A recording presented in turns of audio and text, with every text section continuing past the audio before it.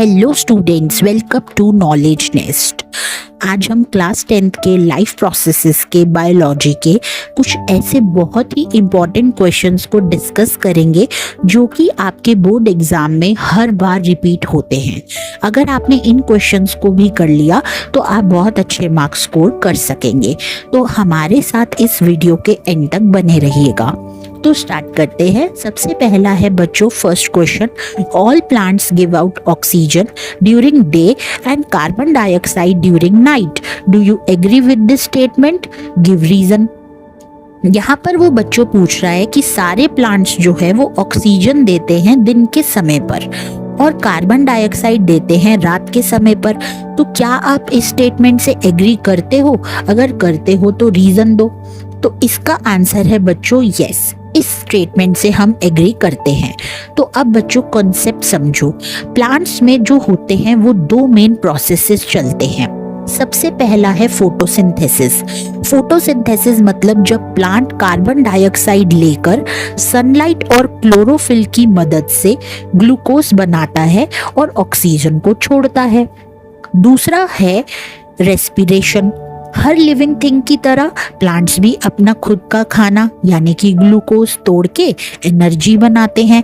इस प्रोसेस में CO2 निकलता है। अब दिन के समय में क्या होता है कि सनलाइट होती है तो फोटोसिंथेसिस भी होता है।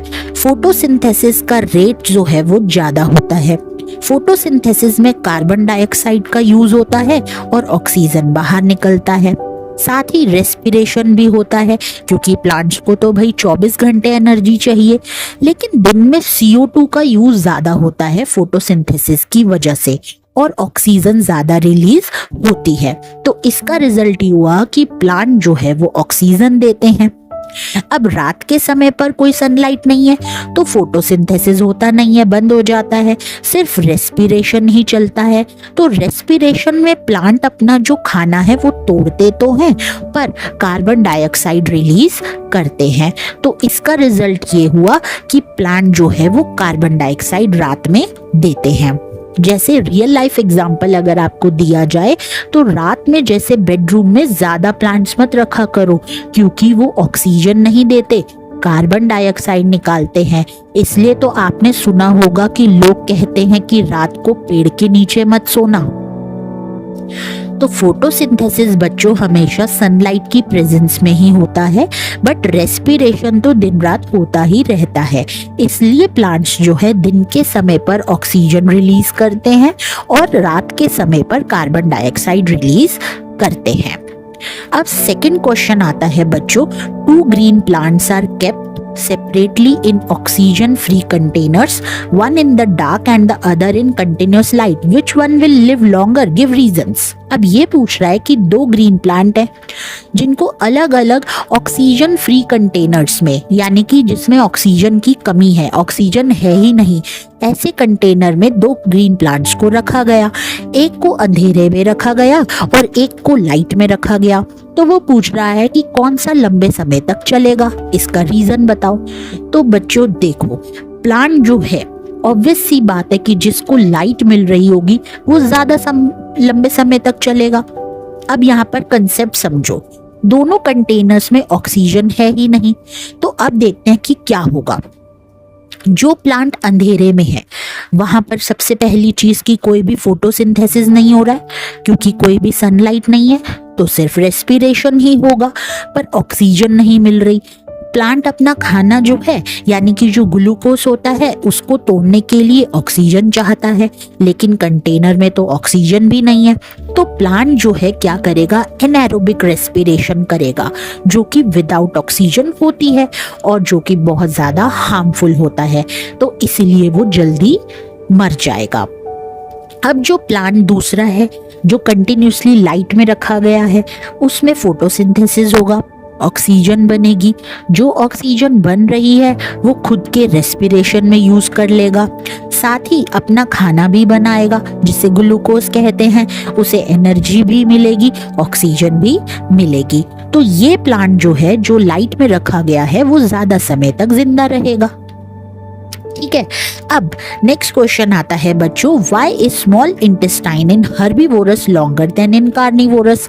अब वो पूछ रहा है कि जो हर्बीवोरस है, हर्बीवोरस वो होते हैं एनिमल्स जो बच्चों घास खाते हैं या ग्रीन प्लांट्स वगैरह खाते हैं। तो स्मॉल इंटेस्टाइन उनकी क्यों लंबी होती है कार्निवोरस वाले एनिमल से। कार्निवोरस कौन है, जो कि मीट या फ्लैश खाते हैं। अब आंसर ये है कि हर्बीवोरस जो है वो प्लांट फूड खाते हैं जो कि डाइजेस्ट करने में बहुत ज्यादा मुश्किल होती है, जिसे हम सेल्यूलोस भी बोलते हैं।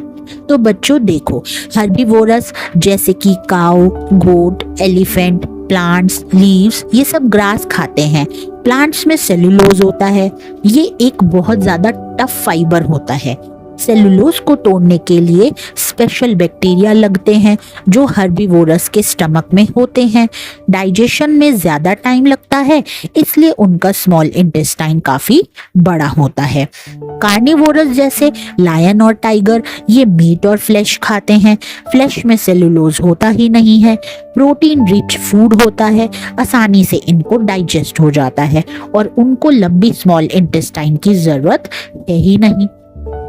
तो काऊ का जो डाइजेस्टिव सिस्टम है वो 4 पार्ट का होता है और उसका स्मॉल इंटेस्टाइन बहुत लंबा होता है, ऑलमोस्ट 25 मीटर तक। लेकिन डॉग का इंटेस्टाइन बहुत शॉर्ट होता है।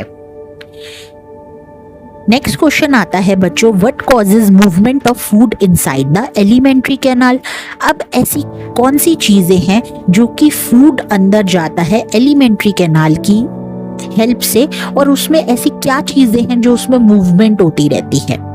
तो बच्चों इसका आंसर है कि एक रिदमिक कॉन्ट्रैक्शन और रिलैक्सेशन होती है हमारी मसल्स में, जिनको मूवमेंट को हम कहते हैं पेरिस्टाल्टिक मूवमेंट्स। देखो, आप जब खाना खाते हो तो वो सबसे पहले माउथ में लेते हो, फिर उसके बाद वो फूड पाइप से जाता है, फिर स्टमक में जाता है, स्टमक के बाद वो इंटेस्टाइन तक जाता है। ये मूवमेंट ऑटोमेटिक होती है, यहाँ पर हमें कोई भी एफर्ट लगाने की जरूरत नहीं पड़ती। ये होती है पेरिस्टलिसिस की वजह से। अब ये पेरिस्टलिसिस क्या होती है, जैसे एलिमेंट्री कैनाल जिसमें फूड पाइप, स्टमक, इंटेस्टाइन, इसके अंदर मसल्स होते हैं। ये मसल्स जो है वो कॉन्ट्रैक्ट और रिलैक्स करते हैं वेव की तरह। ये वेव्स खाने को आगे पुश करती है। जैसे सपोज अगर हमें किसी टूथपेस्ट को दबाने पर पेस्ट आगे निकलता है, तो वैसे ही यहाँ पर मसल्स भी दबते हैं और खाना जो है आगे जाता है। जैसे अगर आपको एक चीज बताई जाए कि कोई पर्सन है, कोई इंसान है, वो सीधा लेटा हुआ है और सीधे लेटे हुए वो पानी पी रहा है या फिर खाना ही खा रहा है, तब भी उसका खाना नीचे स्टमक में ही जाएगा। ऐसा क्यों? क्योंकि पेरिस्टलिसिस काम कर रही होती है। ये हमारी रिदमिक कॉन्ट्रैक्शन है जो कि हमारे को एफर्ट नहीं लगाने पड़ते। हम सीधा जो भी खाना खाते हैं वो डायरेक्टली अपने आप ही स्टमक और इंटेस्टाइन तक पहुंचता है। नेक्स्ट क्वेश्चन है कि why does absorption of digested food occur mainly in the small intestine. अब स्मॉल इंटेस्टाइन में ही कह रहा है कि एब्जॉर्प्शन, जो भी फूड डाइजेस्ट हुआ है उसका सबसे ज्यादा एब्जॉर्प्शन स्मॉल इंटेस्टाइन में ही क्यों होता है। तो बच्चों देखो, क्योंकि उसके पास मैक्सिमम एब्जॉर्प्शन की जगह होती है। देखो, सबसे पहले डाइजेशन का मतलब क्या होता है, खाना को इतना छोटा बना देना कि वो ब्लड में मिक्स हो जाए। डाइजेशन पूरा होने के बाद अब जो न्यूट्रिएंट्स होते हैं जैसे कि ग्लूकोज, अमीनो एसिड्स, विटामिन्स, ये इनको ब्लड में ले जाना होता है। ये काम एब्जॉर्प्शन कहलाता है और ये एब्जॉर्प्शन मेनली होता है स्मॉल इंटेस्टाइन में। अब ऐसा क्यों? इसके 3 रीजन है बच्चों। तो सबसे पहला है कंप्लीट डाइजेशन। फूड का कंप्लीट डाइजेशन यही होता है। किसके through? Bile juice, pancreatic juice, intestinal juice. तो न्यूट्रिएंट्स रेडी होते हैं एब्जॉर्ब होने के लिए।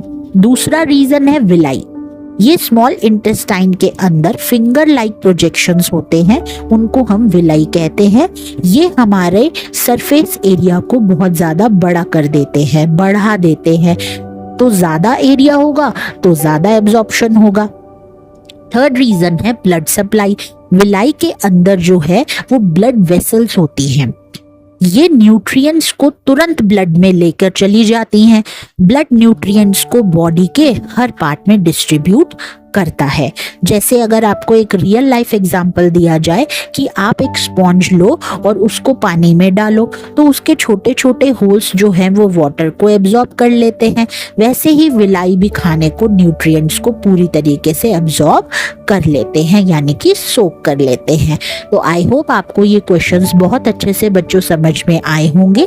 इस चैप्टर का हमने फुल डिटेल एनसीईआरटी की लाइन टू लाइन एक्सप्लेनेशन अपने चैनल पर कर रखा है। नीचे डिस्क्रिप्शन में लिंक है, आप उसे जाकर बहुत अच्छे से पहले चैप्टर को समझ सकते हैं। उसके बाद आकर आप क्वेश्चन आंसर को सॉल्व कीजिए और ध्यान से समझिए कि क्वेश्चन में क्या पूछा गया है। साइंस में सबसे बड़ी प्रॉब्लम ये होती है कि बच्चों को क्वेश्चन समझने में दिक्कत आती है, तो इसीलिए पहले चैप्टर को बहुत अच्छे से समझिए और उसके बाद क्वेश्चंस को ज़्यादा से ज़्यादा प्रैक्टिस करिए। आगे हम ऐसे ही बहुत इंपॉर्टेंट क्वेश्चंस लाते रहेंगे। तो अगर आपको ऐसे ही हमारे साथ क्वेश्चंस और भी चाहते हो, पढ़ना चाहते हो, तो इस चैनल को सब्सक्राइब करो, वीडियो को लाइक करो और ज़्यादा से ज़्यादा अपने फ्रेंड्स के साथ शेयर करो। सबका भला करो।